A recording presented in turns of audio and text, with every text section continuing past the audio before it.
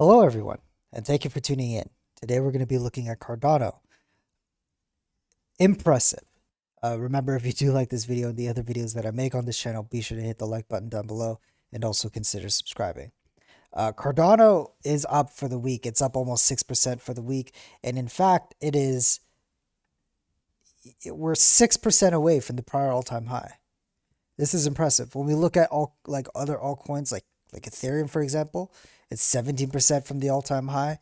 Chainlink is ways away, right? We're talking about almost 100% away from the prior all-time high. Basic attention token, um, you know, obviously extremely far away from its all-time high, but when we look at the local high, it's about 40% away. And when we look at Chainlink, we don't look at the prior all-time high, but just look at the local high. We're about 25, 26% from the wick. So with that said, Cardano's doing extremely well considering the circumstances. When looking at the US dollar chart, it has held the 20-week moving average for Cardano. Um, we know, or we have seen in times past, that it is able to hold the moving average to some degree to continue on the bull run of what it's experiencing. It's currently trading at $1.70. It is not far away from $2 or 2.50, whatever the prior all-time high was. 2.47. Okay, not that far away. Not that far away at all. Against Ethereum, it's doing phenomenal. It's holding up its valuations extremely well, considering the circumstances. Now,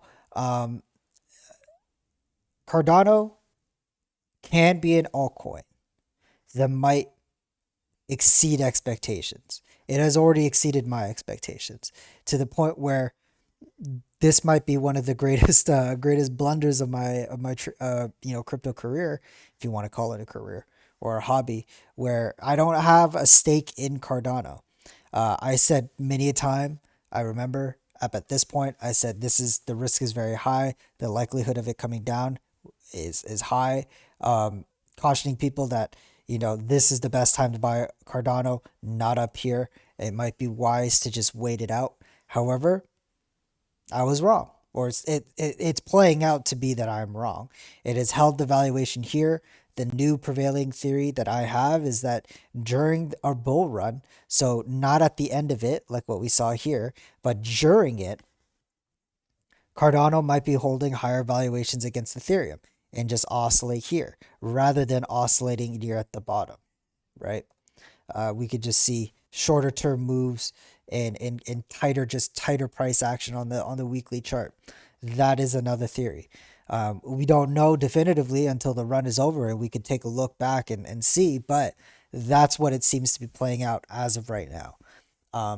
In that case, is Cardano, uh, people, someone criticized or questioned my thought process and methodology about how Chainlink can be a crypto a Bitcoin hedge compared to something like Matic. And one of the main reasons is just time. Just time.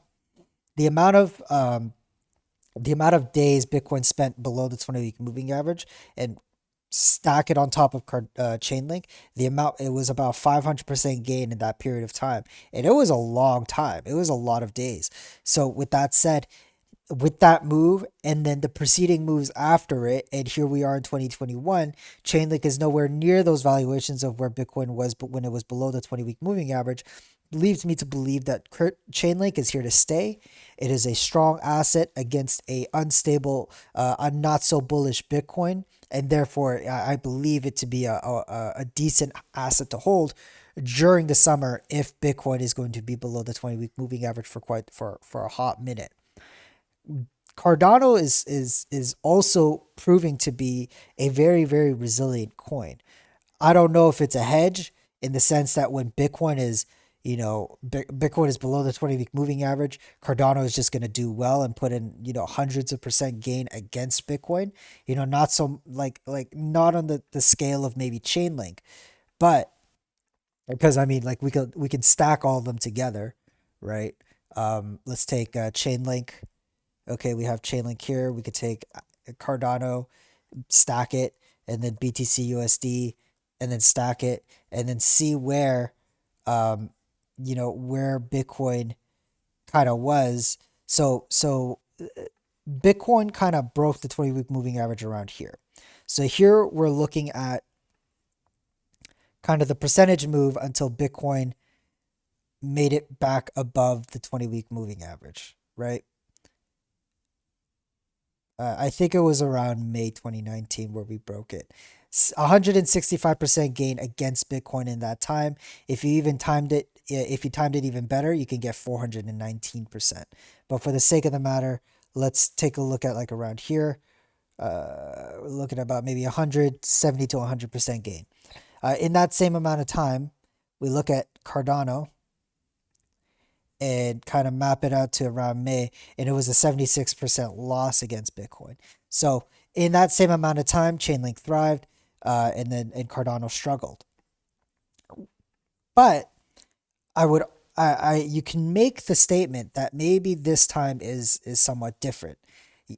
Cardano does struggle against Bitcoin. However, Cardano has been here longer than Matic, and the fact that and the fact that Cardano is just holding levels like this even after this run is impressive to say the least.